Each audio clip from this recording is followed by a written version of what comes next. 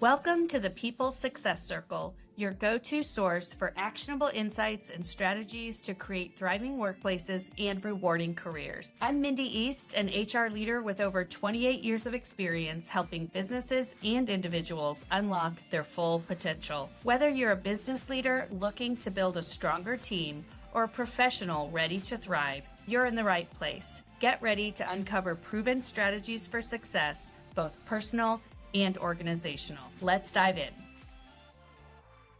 Welcome back to this week's episode of the People Success Circle podcast. I'm your host, Mindy East, and this week's guest is Corrie LoGiudice. Corrie is an executive coach, a keynote speaker, and an author. She speaks on the overwhelm culprits. This is something that affects individuals as well as people in organizations, teams, and enterprises all over the world. Because when we are overwhelmed, we are distracted and not engaged. And so she speaks to the heart of what is causing the overwhelm and has a framework that will help each of us figure out how to move past it. So with that, I want to welcome Corrie to my podcast. Corrie, I'm so glad to have you here today because one of the things that you are known for just so clearly is helping people figure out how to reduce overwhelm. And it doesn't matter if it's a woman or a man or whoever it is out there, we all experience periods of overwhelm. And so that's really why I wanted to have you on here. I'm so excited about the new book you have coming out and just would love you to share with us. I'd love to hear how you started really honing in on the message of reducing overwhelm. Sure. Well, it didn't start that way. I didn't really have it on my life bingo card to be a speaker and an author and all the stuff I'm doing right now. So it actually started, for over 15 years, was running my family's business. I was a senior Okay. vice president. I was always the youngest person in the room. I was the only Mm-hmm. woman. We're in electronics distribution, so large regional operation that worked with a lot of Fortune 200s. And I loved my work. I loved what I was doing. I was really good at it. I was a third generation entrepreneur, but I was a trained fine artist. So it was like I shouldn't have fit as well into it, but I think a lot of it was genetic. Yeah.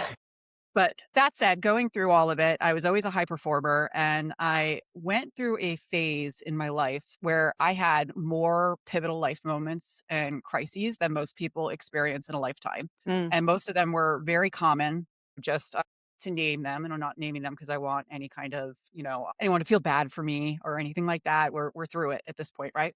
But in a 5-year time span, I went through a miscarriage. I left an abusive marriage. Mm. Literally, my ex threw something at me, and I took my 5-month-old son with me to work that day and never went back. Mm. I had a very high conflict divorce with that in mind. And then when I finally got my life back on track, went from being homeless and penniless, bought a new house, got resettled, figured out what to do, what was next, and had another partner, at that point in time, I lost my post-divorce partner to suicide. So this is all in 5 years, My goodness. where I found myself multiple times over having to not only start over, but also have to manage these challenges while working as an SVP. So Yeah. I was in this position where I had other people that were looking to me that they needed me to care for them and their decision making and, coaching them and this and that. It's a very, intensive relationship when you are working as an SVP, but then also having that at home. I was Yeah. the sole breadwinner. I was the only one working with my kid. So at the time I was going through all of this, it was actually right before the suicide loss. I had a therapist who I had worked with through the whole divorce and all the things I had gone through before that. And at the time I was depressed, but I didn't really know it.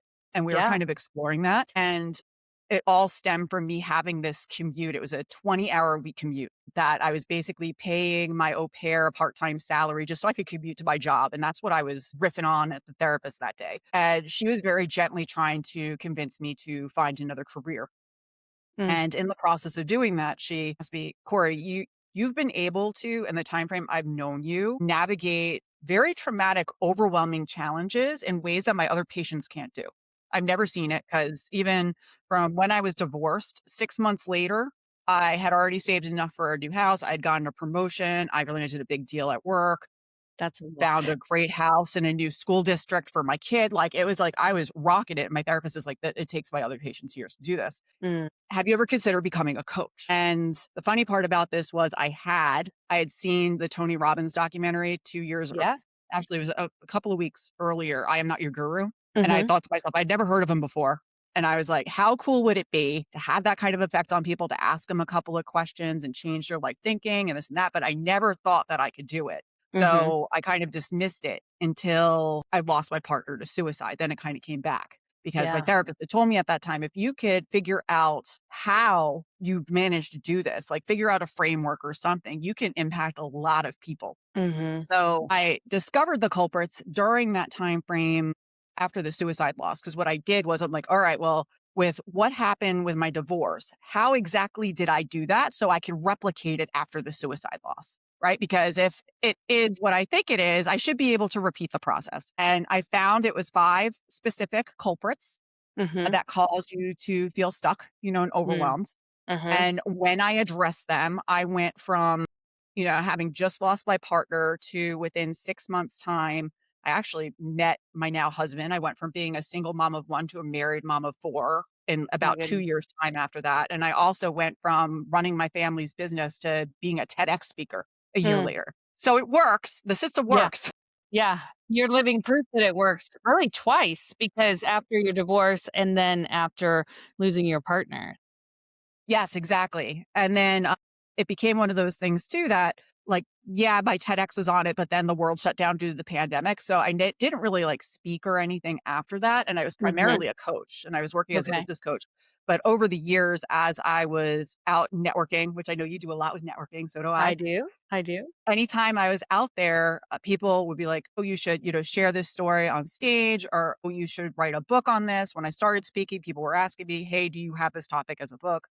Yeah. Which led me to the work that I'm doing now. Mhm. But, in truth, I wouldn't be doing it at all had I not experienced the Yes. 5 years of hell Yeah. on earth.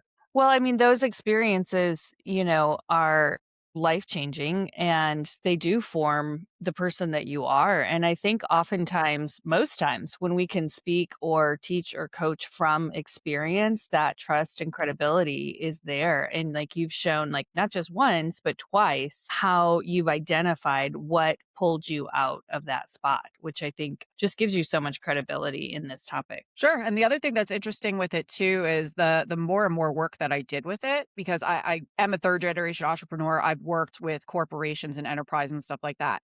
The amazing part is the system doesn't just work for self-leadership, it works for teams and enterprise too. Mm. And you'll Oh, see as we, like, that. dive into it, how it applies, but it's the same themes. It's the same pillars Mhm. across the board that are causing overwhelm systemically, whether it be for individuals or teams. Yeah, and that's so interesting because, I do speak and I'm a networking expert, but I also have been in human resources for close to 30 years and still do some HR consulting. And when you said just now that it works for teams too, my antennas are perking up because one of the things I just see so often in organizations is that overwhelm, is Yep. that factor. It's just so common. It has been for years, and it still is, to be honest, right? I think if things have gotten worse after COVID, not better. Well, and it's interesting too because organizations, I speak at a lot of SHRM conferences and stuff like that. Mhm. And a lot of folks, they automatically hear I talk about overwhelm and they assume I'm a burnout speaker, but Yeah. I'm not, because when you look at it, burnout is solving the wrong problem. Mm. Burnout is what happens after somebody After. has been overwhelmed for so long that their body starts shutting down, Mhm. right? So solving Yes. overwhelm is actually the problem that you need to solve if you want to solve burnout. I could not agree with you more. I could not agree with you more. I think when we get to the point of burnout, it's a completely different it's a different situation than it And is, far more like, costly. proactively handling it. Mhm. Yep. I actually saw Adam Grant speak last night at a local university, and he spoke about really the 3 things that impact burnout and how to address them, and it was just, like, one question he got answered, it wasn't, like, the whole topic, but it made me really say, so much of what we feel from burnout is really different from what you're talking about. It's not it's like the aftermath that we're fixing versus like how do we Yes, prevent it? And it sounds like what you're talking about is more about prevention. exactly. It's about prevention and it's about increasing capacity in times of crisis. Okay. That's my lane. Okay. So when you talk about this I want to talk about this from two levels. I would love to hear about the framework that you have, and then also how that applies to teams and workplaces, and then how individuals can benefit from it. So let's just start out by having you tell us a little bit more about the framework that you then wrote about in your book. You got it. It's actually easier to explain it first from the individual standpoint and then how it rolls Fine. up into teams. Totally. And they're all lack of any one of these 5 things, and they're easy to remember. They begin with the letter C. Okay. So the first one is lack of clarity. Mm-hmm. For so many folks, they're clear sometimes on what they want, but they're not clear Mm-hmm. on why they want it or Mm, why they should be doing it. And that causes misalignment in multiple different areas. It means that you're taking action on things that aren't actually moving you in the direction of where you want to go. yeah. There's so many different things that kind of play into that. Lack of clarity would be kind of like the foundational culprit, I would say, that supports all the other ones. And I'm going to explain how it rolls into teams and stuff in a second. But from an Yeah. Sure. individual standpoint, so using me as an example, for so many years, I was doing that 20-hour week commute. Mm, Absolutely miserable, burnt out, wasn't enjoying my job, wasn't sure where to start. When I looked at it, I knew what I wanted was I wanted to run a successful business. I wanted to have kids. I wanted to have the house with the white picket fence. I had all of that. So mm-hmm. what was wrong? What was wrong was my why. The reason I was doing it was because I'm very family oriented and I wanted to be a part of my family business. Yeah. So I was checking all the boxes off, but where I went wrong was the addition of my son. It's always something that Mm-hmm. changes. Mm-hmm. And by spending so much time with my family and the family business, I was missing out on the time with the one that I really wanted to build that relationship with, Right, moving who's your forward. true family too. I mean, you're kind of Exactly. split between, like, this is my extended family and something that they're building, and it's so important, and then this is my growing family who I am, like, Exactly. literally growing and nurturing and building up with. Mhm. Right. So once you get clear on the why, it's much, much easier. Mhm. The second culprit is lack of confidence. It's Mm. not so much knowing what you want and why you want it, but you have to believe that you can either do or have it. Mhm. So for a lot of folks, this shows up as imposter syndrome. A lot of folks too. I know for me in particular, I had experienced so much emotional abuse and whatever that I did not believe I was deserving. I Mm. believed everything I had achieved was due to luck. Yeah. So it to the point where when my therapist had told me, hey, you should be a coach, I thought she was insane because I couldn't see it. So to be able to bridge that gap, I had to go and read books and get certifications and things like that to be able to see, like, oh, yeah, I do actually know what I'm talking about with this. Mhm. I had to be the one to see it because confidence is an inside job. So many Yeah. people look externally for Yeah. approval on their confidence, where really you have to learn how to source it inside. So that's the second one. The third one is lack of community. So this is Okay. where your networking comes into play. Yes. We are or I should say, the famous speaker Jim Rohn once said Mhm. that we are the average of the 5 people we spend the most time with. And I believe that 100%, personally and professionally. Exactly. Yeah. And if those 5 people either don't know how to do what it is you wanna do, don't believe it's possible, or worse yet, they're gonna hold you back because it doesn't benefit them in some way, shape, or Mhm. form, it's Mhm. time to change that circle. Yeah. So that's a huge part of it. And also, too, a lot of folks, I think they have this misconception that your circle needs to remain the same throughout life, Mhm. where truth is we live our lives in different chapters and different seasons, and Mhm. it needs to flex and move with you. The folks that supported you 2 years ago may not be the right folks that support you right now. So it's really Mhm. looking at what is it that you need right now. So that's number 3. The fourth one is lack of conditioning. So this Mm. is your physical and mental health and wellness. So this is where I think, like, what happens with the burnout side of it. Like, yeah, that's what happens when we don't create the space and the time and the capacity to take care of this now when we are overwhelmed. This is by far one of the top culprits when I do speaking events, especially for women's groups. Mhm. Caretakers in particular, we're always saying yes to everybody else and saying no to ourselves. So we're getting less sleep. We're not eating well. We're eating the kids' chicken nuggets. We're not Yeah. moving our bodies. We're sitting all day at work. And ultimately, when especially leaders in particular aren't taking care of their health, they become the bottleneck in every single system they're in. Mhm. So it's so, so essential. So lack of conditioning. And then the last and final one is lack of consistency. Mm. So if you want to get unstuck from where you are now, it's going to require you taking action over and above where you are today to be Mhm. able to see a different result, right? Truth is. So one of the ways that we're able to create that without it maxing out our capacity is through having things like habits, systems, routines, SOPs. These are all areas that if they're broken, whether it be personally or professionally, it's going to hold you back. Mhm. So taking the 5 culprits, and I just shared more on like a generic kind of individual level, it's very easy to then roll it up. So when you're looking at a team, for example, a lack of clarity could show up in terms of lack of direction from Mhm. leadership, not having set values, within your Mhm. organization, unclear expectations, right? There are so many different ways that that could roll down. Yeah. Lack of confidence. It's what are you doing is your team confident they could get the job done? First and Yeah. foremost, what do they need in terms of support or education or upskilling to be able to accomplish what it is you're tasking them to accomplish? I'm curious there too with the confidence piece. Is it also that they're confident that their work is tied to something bigger? Do Yes, that's a big I part, and I that kind of ties into clarity too.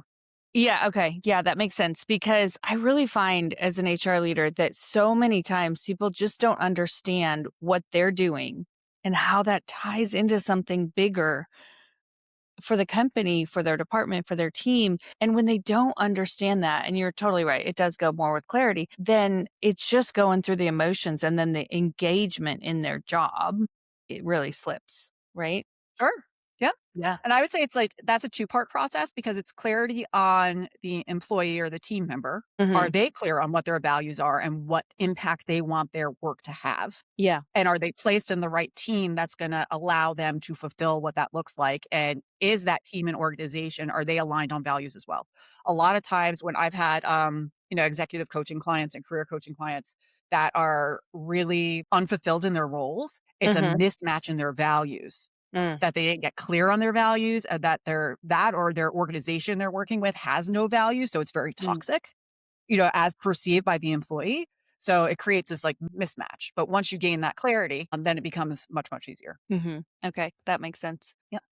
Um, so in terms of community for teams, I actually view this in two different ways. So it's number one, do you have the right people on your team? Mhm, First and foremost, you got the right people for the right job. The culture is right. Everything's, meshing. Everybody gets along. The other part, which I think is very important, especially in this day and age, is inclusion. yeah, Do people feel like they belong? What opportunities are you providing so that people feel seen, mhm, within the organization as well? That's a very, very important element for lack of community. Lack of conditioning too. It's how burnt out are your people? Do yeah, you have them working 12, 13-hour days? How are they traveling all the time? How right, how are you promoting that they're taking care of their physical and mental health and wellness? My mhm, husband works for an organization that I think it's like every 2 or 3 weeks, his boss, like, basically yells at him, like, "You've been working for 2 weeks straight. When are you using your vacation yeah, time?" But that is, like, part of their culture, but that's what helps with that culprit yeah. specifically.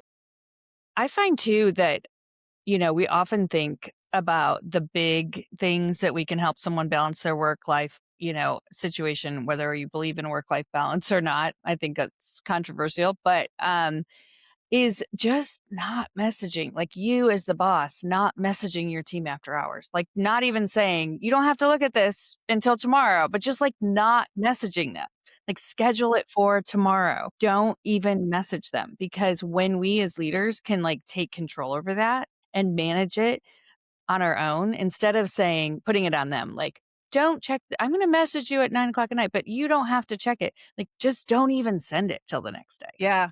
Well, it's interesting too because that kinda touches on boundaries, and Mhm. boundaries are technically it's a three-part culprit. Mhm. Boundary to Mm. have the physical and mental health and wellness, obviously through conditioning, which is where it Yeah, pops up in this conversation, but also too, confidence plays a big part of it because a lot of people are afraid to set boundaries. for So they're sure. afraid to tell their boss like, "Hey, I'm not gonna respond to Slack messages past 5 Yeah. o'clock." Yeah. So they need to build the confidence to say that. And number two, it also plays into community too. How are you communicating with the Mhm. people around you about what your needs are so that you can Mhm. perform well? Mhm. Yeah, for It sure. definitely plays into all of them. Yeah, I think that's so smart. And then the next one? The last one is the consistency. Mhm. culprit. And this one I see, especially with teams and organizations in particular, this shows up in that they don't have any kind of standardized processes. Mhm. Everybody's just kind of like doing whatever, and everyone Yeah. has different ways for doing things. And as a result, things are unclear. Performance is inconsistent. Mhm. And by, in particular, systems, routines, habits are so helpful for teams in particular because it reduces the mental load. In this day and age, so many people are so maxed out with their mental load. The less decisions you have them making, the better. And Mhm. all that is you're basically systemizing decisions for them. And then everybody's happy because the Mhm. organization is happy because everybody's following what they believe to be the best practices and what they have the Mhm. data to be able to see. But then your team and employees, they feel better because they know what the expectations are. They know Yes. what it is that they should actually be executing on. And it actually kind of scrolls back and it builds their confidence in Mhm. doing it because they know they're meeting expectations, right? It's very clear Yeah. Yeah, I across the board. totally agree. And, even within my entrepreneurial business, I have contractors and just having like the SOP, the standing operating procedure of exactly how it should be done, not only helps with training new people, but just really helps people say, okay, there's no ambiguity. And I always say that whenever there's ambiguity, it's ambiguity equals distraction, right? It equals distraction. Like, if I'm wondering what I should be doing or wondering if this is important or wondering if this is, the right way to do it, that's taking away my brain and my energy from actually doing it, right? Right. Yeah. Yeah. Exactly. Really And interesting. even, taking systems for things like decisions. So I could give an example. I have a team and we were working through one challenge I was having is that I was always approving content. Like it was Mhm. still like I had to view it and everything else. You could even create systems for that. So what I had my content manager do is I'm like, okay, I want you to pull out all of the last, say 12 episodes that we've done, all of the notes on things I've told you to edit after Mhm. I reviewed it. And Mhm. then I want you to compile all of that and then put it into a checklist Yeah. that when you're done with the video, we are going through and we are just looking at, okay, these are all the things that Corey usually says to edit. Now I don't need to look at it anymore. Mhm. Mhm. Right. Yeah. So there are ways to do it, even if it's a more, something like content is very, what's the word I'm looking for? People's opinions and stuff kind of like play into Yeah, it. I mean, it's a creative But opinion, right? yeah, it's a creative opinion, but you're creating a set of brand standards that Mhm. then make it much easier that you could feel more comfortable letting it go. Yeah. Yeah. That makes good sense. So, how have you observed the teams that you work with or even individuals put this into practice? And what have been some of the stories or results you've seen? Sure. Well, one of the things that's really kind of unique about the framework is it really meets people where they are at. Mhm. So the bulk of my work I do right now, I do a lot of keynotes as well as activation workshops Mhm. with enterprises and organizations where going into it, every single person going into that session will have something different that they are overwhelmed with. And we Mhm. do like word clouds and polls and all sorts of stuff to be able to see like what the consensus is that people are worried about. And it varies based on organization, on industry. So it's a very hard problem to solve Yeah. from that kind of a perspective because everybody's so different. But the framework is so simple that and because it could bridge whether it be a structural organizational issue or Mhm. personal, Mhm. that when people leave the session, they have a solution for their specific problem, Mhm. whether it be personal or professional. So it becomes it helps give them the next step. And that's really the hardest part about being overwhelmed is knowing, okay, the reason I'm overwhelmed is because I don't know what the next step is. Mhm. Like, Mhm. where do I go from here? Yeah. And by identifying what that core culprit is, it at least gives you something like, okay, I know it's from here and this is what I could do to address Mhm. it. Yeah. That makes really good sense. So tell us a little bit about the book. So the book's coming out on May 12th. Basically, I mean, it's kind of funny because I had been given the keynote for so long and I had people asking me like, hey, do you have this keynote in a book I could take home? Right. So it's That's so actually smart. better than the keynote because it is so much more information and stories and it's very relatable. A lot of it is my own personal journey. A lot of the things that I have shared Mhm. with you, but in Yeah. more detail and how I discovered the culprits. The other part with it too, and the book is, and I wanted to mention this because I think it's important. The book is written more or less for professional working women, especially Mhm. moms and caretakers, because that is Mhm. my lived experience. Yeah, However, absolutely. the strategies apply to everybody. Mhm. Inclusion is very, very important to me. So it doesn't matter what your gender is. If you have kids, you're going to find strategies in the book that are going to help you with whatever your situation is. But with that said, it's not just my experience. It's also, I had done a research project where I interviewed via Zoom. It was 30-minute phone calls, over 100 working moms in leadership roles on why they were overwhelmed. That's And so so good. I love that research. That's so smart of there's you to do so because many of those stories in there. There's a lot of yeah. data and stats and things to back up like why we feel the way we do. Cause I think a lot of it too is we almost feel like we're being gaslit. It's Mm, like, why are we like this? We're being told everything should be fine. And no, mhm. the statistics actually show differently. So it's a book that's really designed to kind of meet you where you're at and Mhm. to give you very hands-on tactical strategies. Yeah. It's not just like you know, meant to kind of inspire you. Like, I Mhm. literally give you, like, here's a framework, here's a five-step, system to, I mean, geez, I give so many, I forget which ones. I have ones on, like, how to find your purpose. I have ones on how to build your network. I have ones on what to do when you experience a more significant trauma like I did, and it's Yeah. step by step for each one. Yeah. It's so great to have that so clear. And actually I love that that's the title of your book is so clear to me. It's not I don't know, sometimes we come up with catchy phrases, right? But it's like, no, I know exactly what this book is about when I see the cover. And I love that when I saw that about it because especially when someone is in an overwhelm spot, like I really just think the way you titled it is going to jump out at people and really just help people and help meet them wherever they are. Yeah, thank you so much. Yeah, yeah. I mean, I seriously I read and consume business books and personal books probably ad nauseum. I mean, I my husband jokes, he's like, "What in the world are you reading now?" Like, it's so much. I do consume a lot, and I just it stuck out to me as like for the person that needs that book, your title is so catchy for them. And one thing I want to say about the team's perspective is I'm a Gallup certified strengths coach, and Gallup does so much research on well being. And the percentage of people who are engaged at work just continually goes down. I mean, every year we just go down a little bit, a little bit, a little bit. And so I want to make sure that, my listeners understand that when someone is not engaged in their job, there could be so many reasons, right? There could be so many reasons. But when I listened to you talk about your framework, so many of those reasons can be fixed by understanding the culprits of the overwhelm, right? For the team. And so I love that tie in. And then when you were also talking, another thing Gallup does is just really interesting is when they do an employee opinion survey, theirs has a question of, do you have a best friend at work? And people kind of judge and like, oh, well, that's kind of crazy. Like my work friends aren't my friends' friends, blah, blah, blah.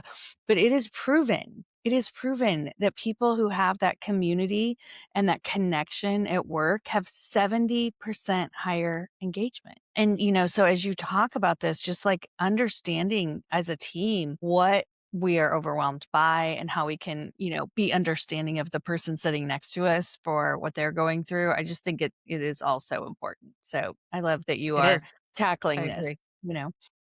So Thank you. what's next for you? You've got the book coming out in May. So tell me what's next as you launch this book? That's a great question. So from, like, a business perspective, it's Mhm. interesting because I put so much time, attention, and effort into the book. The book is very focused on the personal, individual Yeah. self-leadership side of Individual. it. Sure. Sure. So the way I envision this moving forward is once that book is done, then I'll probably start working more towards the culprits for things like teams and enterprise, Mhm. whether that be a book or different types of talks. We're Yeah. already starting to engage some of that. We're doing more with data collection surveys, things like that with Mhm. my clients to figure out, what culprit is most, popular in a specific industry, right? So that Yes. we can Yes. actually start creating more content surrounding that specific culprit for that industry. Mhm. So Mhm. I just see it kind of evolving. I'm a big believer in that everything that you've experienced in life has prepared you for how you are meant to help and serve others next. Yes. So I kind of take my business as okay, well, what's the next way I could help? Over the last year or so, it was a book. I was hearing a book from everybody. I'm like, all right, I got the book done. Yes. Like what's next? So I'm kind of waiting to hear Yes. from Yeah. others, like the other ways that I could help and serve. That's showing up more and more now with more executive advisory work for me, more keynotes, more like keynote plus activation, like the Mhm. both of them. They want the inspiration plus the Yeah, actual walk us implementation. through what you mean by activation. I think we know what a keynote is and a breakout session. What do you mean about activation, and what does that look like? Sure. So basically my activation workshops are the actual implementation of the framework into somebody's life that day. Mhm, So when I run a workshop, everybody comes in and we kick it off basically with what are you overwhelmed by if you had to choose one word? So mhm, we do a lot of, obviously looking as a group like, hey, you're not alone. The word cloud mhm. is showing, like everybody's Yeah. overwhelmed with, like work or family or, current events are a big one that keeps popping up. But then from there, we go through and I have a free overwhelm culprit quiz. In fact, your Mhm. audience is welcome to take it. It's on my Yeah, I'll website. put that in the show notes for sure. Yeah, thank you. But the quiz, we go through the quiz even in the workshops and it's, hey, what's your culprit? Mhm, Then for each one, I share with them a series of coaching questions that they could work on during the workshopping portion of the session. They mhm. walk out of the session that day with a tangible strategy for their specific Okay. culprit or their issue that they're walking in with that day. We do Mhm, a lot of Q&A. A big part of something that is very important to me, especially in this space, is psychological safety. mhm. So some of Yep. the ways that we've designed the experiences I provide to be psychologically safe is there are tons of options for anonymous participation. So we Oh, do that's so anonymous cool. Q&A, we do yep, and it's amazing the stuff that will come out that people would be afraid to say in front of their boss that they will Mhm. admit anonymously. But at least then it's really valuable from, leadership's perspective because they have visibility then to something that would otherwise go unseen. Yeah, yeah. And this is all data that I also share with the organizers, the leaders who book me to come in to do this. Mhm, It's a very collaborative approach. In short, the end of it, the workshop itself, the activation part of it is how do we activate the use of this framework, for whatever our teams are overwhelmed with at the moment. They mhm. walk out at the end with a tangible strategy. And it's amazing too, because I'll usually ask at the end of it, what are, if you had to pick one word and how you're leaving, what would that be? Mhm. And it's always and we have the data to support it, it's always, "I'm inspired, I'm motivated, I'm Mm, engaged, I'm ready to take action," because they mhm. know exactly what that next step is. Right, right. I love that. I love that. Well, this is such a great topic, and I just really appreciate your insight and your time to share this with my listeners.